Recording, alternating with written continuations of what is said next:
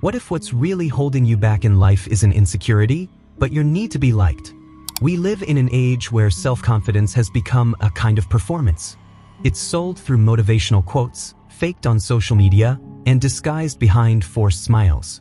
But it's rarely truly embodied. Very few understand that real confidence isn't expressed through loud words or filtered images. It's a quiet inner strength. The ability to make decisions without asking for permission, to keep moving forward even when no one understands you, to stay on course even when your legs are shaking. That strength, that raw determination that sets apart those who are truly self-assured, isn't found in the ones who smile for applause, but in the ones who stay silent while taking action, unconcerned with being liked or approved. And even though in our modern world that attitude may be mistaken for arrogance or coldness, the ancients knew it was the mark of true power. Machiavelli, the thinker so many fear and so few truly understand, knew this better than anyone. He understood that the strong figure, whether a prince or any person who seeks to lead their own life, cannot live under the shadow of others' judgment. Anyone who wants to do something great, he said, must be willing to appear ruthless, even if they are not. Because in the crucial moments, when the wind is against you and the crowd demands explanations, the truly secure soul doesn't give in to the noise. It stands firm. It knows what it's doing. It knows who it is. But how many of us are prepared for that? How many of us have confused kindness with submission, empathy with weakness, politeness with fear of discomfort? We were raised to please. From a young age, we were taught to ask for permission, to accommodate, to smile even when it hurt. The result is a generation that often can't make decisions without checking in first, can't set boundaries without guilt, can't say no without feeling bad. And so we gradually lose our compass. We stop living according to what we want and start living based on what others expect. The irony is that in trying to be accepted, we stray from what we admire most in others, authenticity. Because no one really admires someone who bends to everything. What moves and inspires us is firmness. Not stubbornness, but the inner clarity of someone who acts because they know they must, even if it costs them affection, even if they're judged. That firmness is what Machiavelli saw as the essential trait of a true leader, of an individual who belongs to themselves. It's not about being cruel. It's about having the courage to be disliked if that means staying true to yourself. And that kind of courage is rare, because being disliked hurts. Rejection weighs heavily. The judgment of others can sting more than a physical wound. But the cost of avoiding it is much greater. You pay with your own freedom. And when that's gone, it doesn't matter how many likes you get, how many compliments you receive, or how many people love you. If you have to hide who you are just to be accepted, then you've lost the most important thing: power over your own life. Machiavelli didn't speak of self-esteem the way modern psychology does. He wasn't interested in how a person sees themselves in the mirror of the ego. What mattered to him was effectiveness, action, results. From that perspective, the truly secure person isn't the one who repeats positive affirmations every morning, but the one who can look conflict, rejection, and fear in the face, and keep going. Because they know their duty isn't to please, but to act with intelligence, with strategy, and with a clear sense of direction. This kind of confidence doesn't come from external affection, but from internal work that few are willing to do. It takes time, silence, reflection, and often means breaking away from the expectations of those we love the most. It's a confidence you can't fake. It's not based on seeming strong, but on actually being strong. And being strong, in Machiavelli's sense, isn't about slamming fists or barking orders. It's having the composure to stay firm when everything around you shakes. It's having the boldness to do what's right, even if it's unpopular. It's having the resolve to say, "This is what I will do," even if the whole world disagrees. Maybe that's why, when you meet someone who is truly self-assured, you can feel it. Not because of what they say, but because of what they don't need to say. They're not trying to impress. They don't beg for attention. They don't trade their essence for approval. They simply are who they are.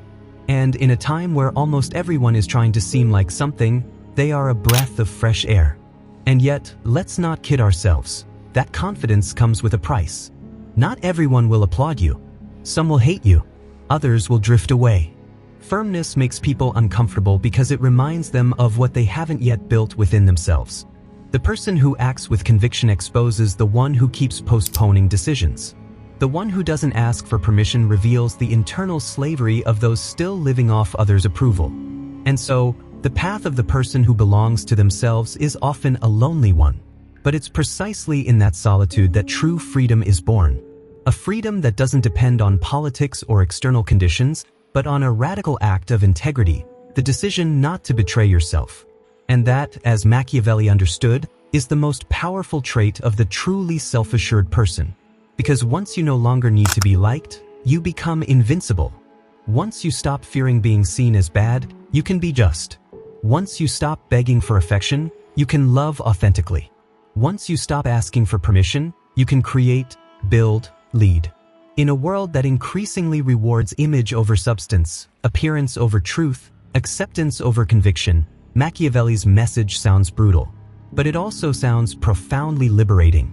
It reminds us that true power doesn't belong to the obedient, the likable, or the adaptable. It belongs to the one who knows what they want, knows what they're worth, and refuses to kneel before anyone's judgment. So maybe the real question isn't whether you're confident enough. The real question is, are you willing to be disliked in order to be free? The need to please disguises itself in many ways. Sometimes it hides in gestures of kindness that seem noble, but deep down are desperate pleas for acceptance. Other times, it shows up in uncomfortable silences when we hold back what we truly think to avoid upsetting others. It seeps into our daily decisions, what we choose to study, who we associate with, how we dress, even what we post on social media. Without realizing it, many of our choices don't come from our authentic will, but from a desire to fit in. And that, though it might not seem like it, slowly robs us of our soul. Machiavelli understood that those who live to please others will never be truly free, because those who need others' approval to feel valid give away their power. And once it's given away, there's no easy way to get it back. You become a slave to others' opinions. The gaze of the other becomes a constant judge. Every decision turns into a negotiation, every word a calculation, every act a strategy to avoid rejection. But there's something deeply exhausting about living like that. Because pleasing everyone is an impossible task.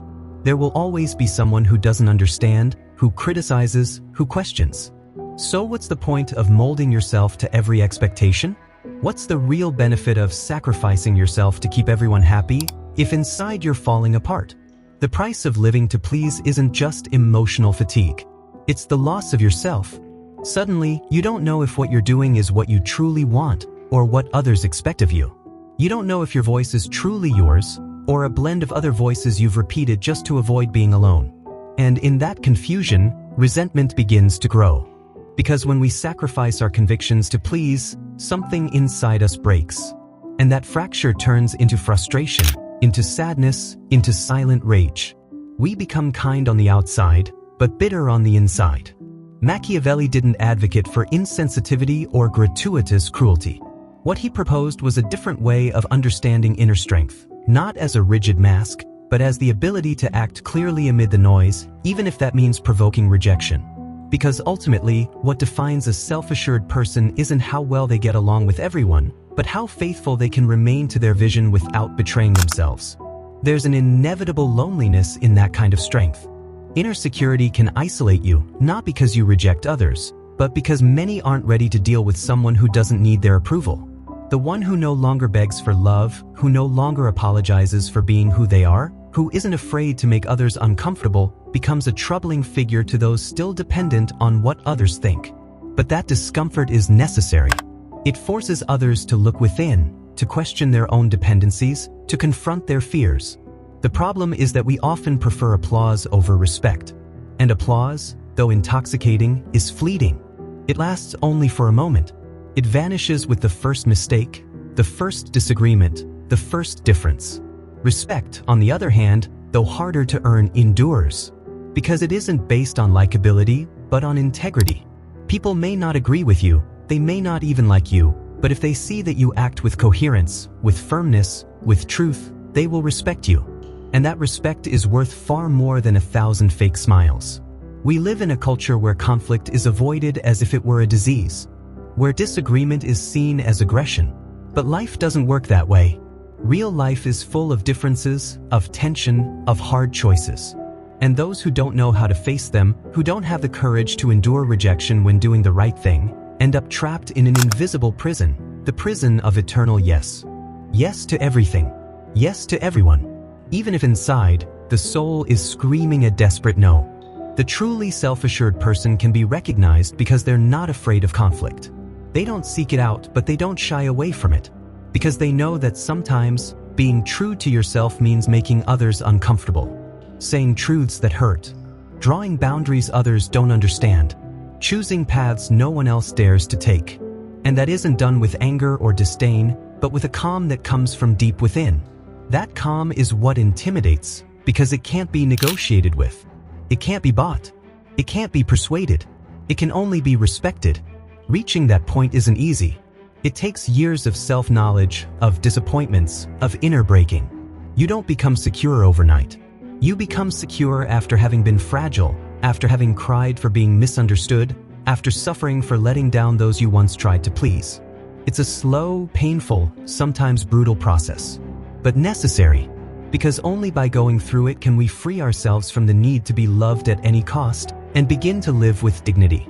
Deep down, we all long to be authentic.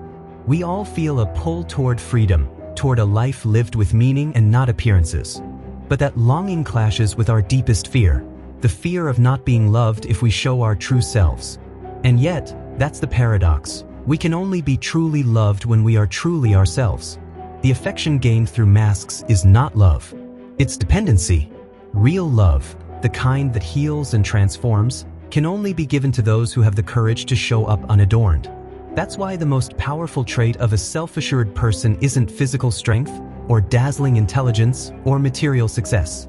It's that almost silent ability to remain faithful to who they are, even if that means walking alone. It's the calm of not owing anyone an explanation. It's the peace of knowing they haven't betrayed themselves. And that can't be learned from self-help books or inspirational speeches. It's forged in the fire of experience, in the daily battle against oneself, in the constant decision not to give in to fear. Machiavelli didn't have a cynical view of humanity, as many believe. He had a clear one. He knew that power corrupts, but he also knew that true power starts from within. Those who don't rule themselves will be ruled. Those who don't belong to themselves will be possessed. And in that sense, his message is more relevant than ever. Because in a world full of stimuli, opinions, and expectations, only those who know how to listen to themselves, who can say, "This is who I am," without bowing their heads, can survive. Maybe the secret isn't to stop wanting to be loved. Maybe it's to stop depending on it. To learn how to receive affection without turning it into a need. To learn how to live with criticism without falling apart. To learn how to live with the certainty that even if not everyone understands you, you know why you do what you do. And that certainty, even if no one else sees it, is what sustains those who walk with strength. Because in the end, the deepest freedom isn't doing whatever you want. It's having the courage to be who you are, even when that unsettles the whole world. And only those with that courage can look life straight in the eye, without fear, without masks, without chains. Only they can say, "I am free." There comes a moment, inevitable and silent, when one sits alone in a room, far from the noise, with no witnesses and no masks, and asks, "Who am I really when I'm not trying to please anyone?" It's an uncomfortable question because it demands courage. There's no automatic answer, only a feeling that slowly begins to emerge, as if the soul at last could speak without fear of being silenced. In that moment, we realize that the greatest achievement in life isn't the admiration of others, but reconciliation with ourselves. We also realize how often we've denied ourselves, blurred our essence, to stay safe from rejection, as if our truth weren't worthy of being seen. And yet, everything we deeply long for is found right there, in what we've hidden for so long, in our naked truth, free of embellishments and justifications. Inner freedom doesn't arrive in a burst. It's not a spectacular event. It comes in the form of small, daily decisions. Decisions that may seem insignificant from the outside. Saying no when we used to say yes out of habit, speaking up when we used to stay silent out of fear, choosing a path that doesn't match expectations. It's in these choices, almost invisible to the world, that we begin to rebuild ourselves. To reclaim what we once gave away just to be accepted.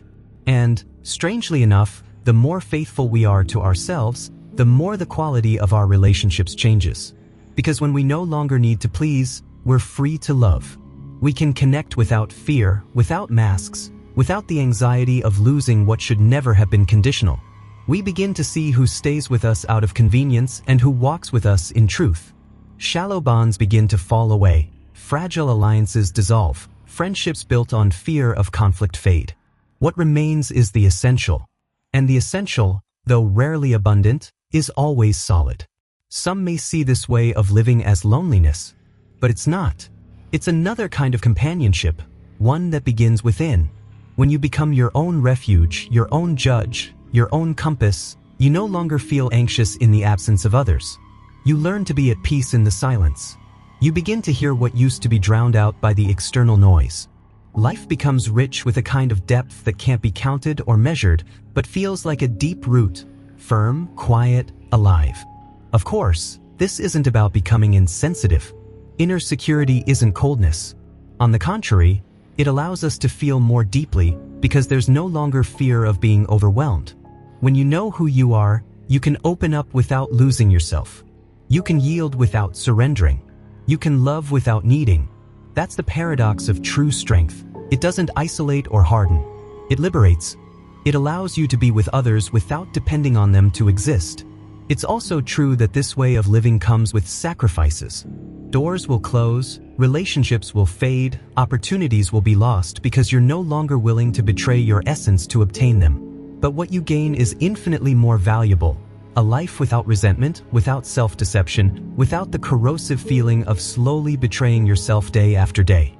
And in that life, modest in appearance but rich in meaning, a rare kind of strength is born. It's not arrogance. It's not pride. It's presence. A presence that's felt even when you don't speak. A kind of inner light that doesn't boast, but transforms the space it enters. That is the strength of someone who belongs to themselves, who has made peace with their shadow, who no longer begs but builds. Because in the end, the real problem isn't that others expect something from us. It's that we've convinced ourselves that we are worth less if we don't meet those expectations. We've been taught to measure our worth by approval. And that is the most destructive lesson a human being can learn, that they need to become someone else to be worthy of love.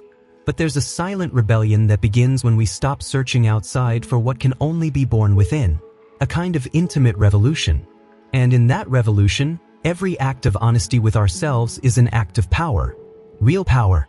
Not the power to dominate others, but the power to stop fear from dominating us. Not the power to impose, but to resist without corruption. Machiavelli, so misunderstood, saw this with surprising clarity.